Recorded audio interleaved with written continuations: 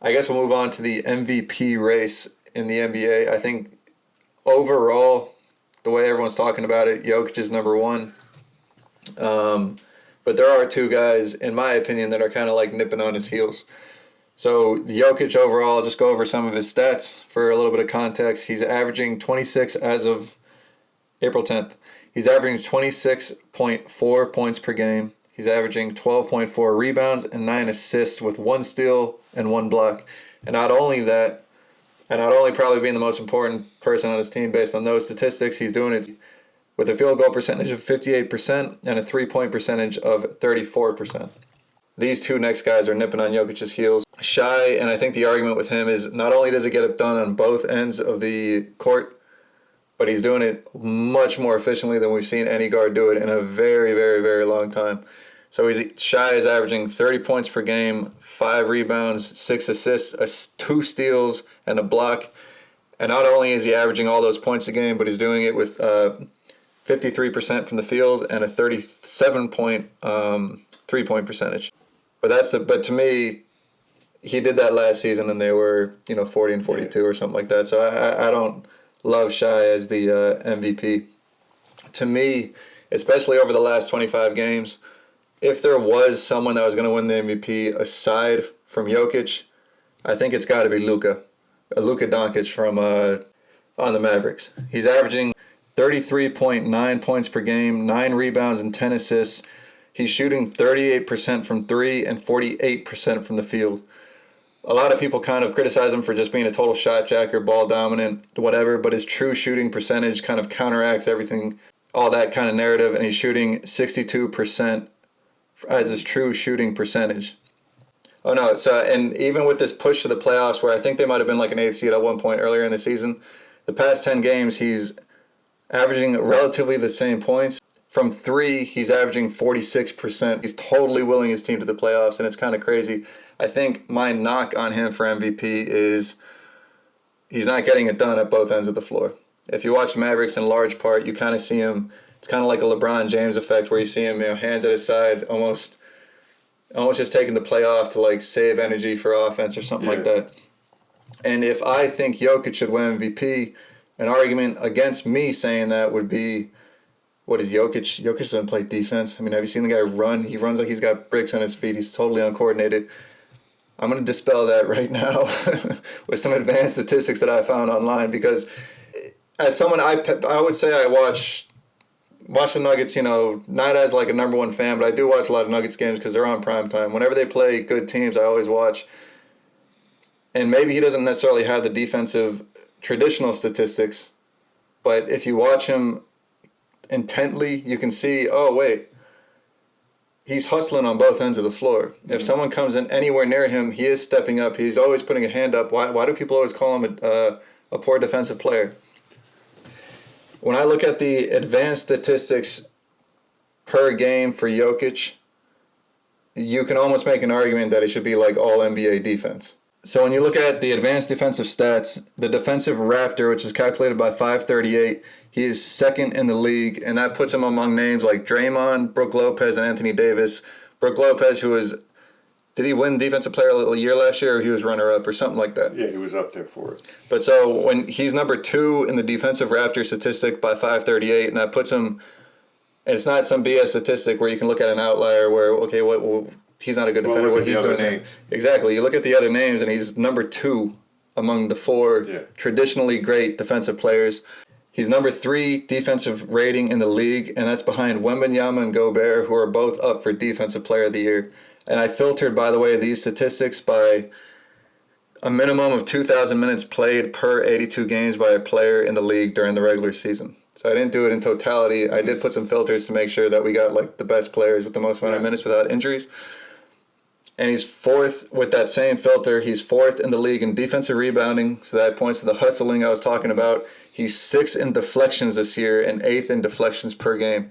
So if you take all the advanced statistics and if you watch him intently and watch him on both ends of the floor and say, well, he's hustling on defense, he just looks like an injured gazelle when he runs, so people just assume he's not doing anything. All the advanced statistics point to a Jokic that is arguably all defensive NBA. No, It's crazy. I like his defense. I mean, and that's all the more argument, by the way, for him being an MVP. Luka, what he's doing is incredible, and the offense points to like one of the greatest offensive players of all time, one of the greatest scorers of all time. He's willing that team into the playoffs, and hopefully, I don't think he has a chance to go above the 5th seed, but compared to what they were 3 months ago, compared to now and how he's playing, I get why people are saying that.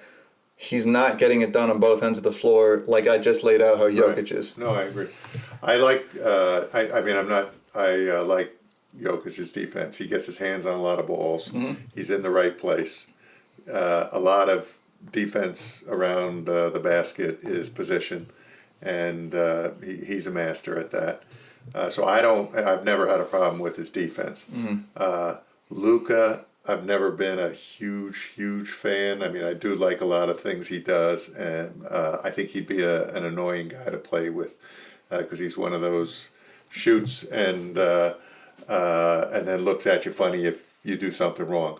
I think but and I will say this, and I would watch the Mavericks in years past and get frustrated because fourth quarter runs around and he turned into give me the ball, let me shoot. Kind of like Carmelo used to do with the Knicks, where it's all him. He's gonna if he gets triple covered, he's not passing off. He's still gonna jack the shot, and they would lose.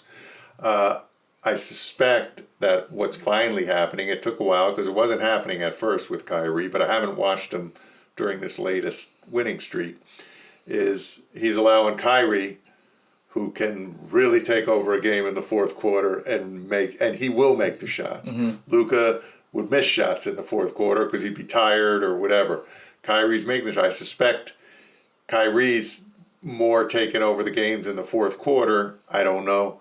But, that's probably helping him in his percentages and have another star on the team that he can kind of like turn the ball over to Mm-hmm. and not have to feel like he has to take over the game.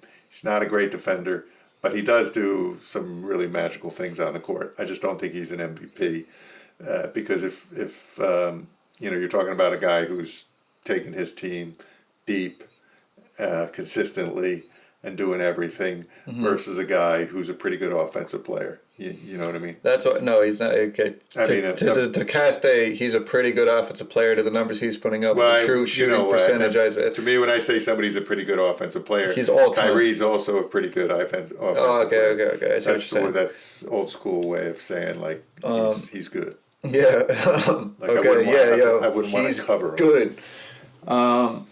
And Shai is just not there yet. I mean, he's definitely. I think he's there, but the narrative aspect of MVP, when you take it strictly for the definition of like most valuable player in the league for their team, the Nuggets they still have Murray and everything like that, but you can see when Jokic goes down, they are just like an out of the playoffs type of team.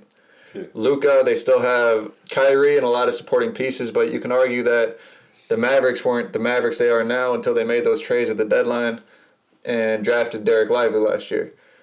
The Thunder with Shai putting up the same numbers he put up last season.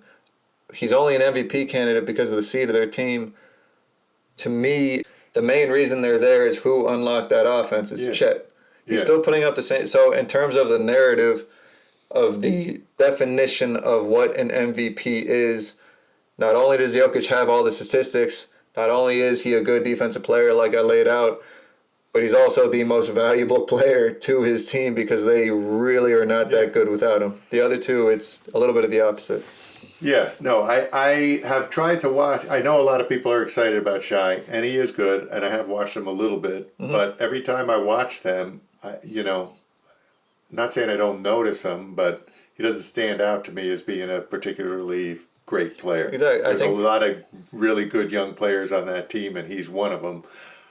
But he's putting up some big numbers, so it does help to have other guys on the team that can shoot, especially big guys, because he doesn't ever have to worry about a 6'9" guy coming out and trying to block his 3-point shot because that guy's over on Chet. That's my big feeling with Shai is, I mean, you definitely notice him when he's on the court, and late in the game, it's clear that he's the guy they're going to win the game. He is Mr. Efficient, like I said, but you kind of sometimes get the feeling that the stats he's putting up or the stats he's averaging is kind of like overrating his case for MVP. Yeah. Because like you're right, the eye test and the MVP, for the definition that it is, you watch the Thunder and go, this is a very, very, very good team. Their MVP candidate doesn't look like necessarily the most valuable player on that team. Right. No. And maybe he'll never win an MVP. I do really respect guards that shoot 50%. That's you know exactly. what I mean? Like Yeah, Kyrie shoots 50%. He's the only one I could think of that shoots around 50%. And so that does mean that he's selective with his shot. He's not a shot jacker. He shoots when he's open, and he's probably good. I just haven't I just haven't been wowed by him any time that I've seen him. Exactly. The efficiency is what brings him to the MVP caliber, and it's deservedly so. Let's be honest. I mean, they are a 3 seed. He is putting up the stats, but just in terms of the definition of the MVP, it's almost like the Jason Tatum syndrome. He can have he could have the stats to back him up. But he's always been on such a good team that people kind of say, okay, he could potentially be the best player on the team. But at the end of the day, so you can ask a Celtics fan, some of them would prefer Jaylen Brown over Jason Tatum if you're going to choose one or the other. Taking in the fourth quarter, I'll take Jaylen Brown. Who unlocked that team this year compared to, he's been there, he's probably 25, he's been there for about 6 years. They're championship contenders now because they signed Porzingis. You know what I mean? Now, it's not necessarily all, it could be an MVP candidate. He does deserve buzz. But Jason Tatum, at the end of the day, is probably never going to win MVP because of how good the teams he's been on. Yeah. So I think they're going to miss Marcus Smart, but we'll see what happens. Well, they're number one. The thing is, late in games, he brings them together late in games. He and also everything would like that. make big shots. He wasn't a shooter, but he made big shots. We'll see. The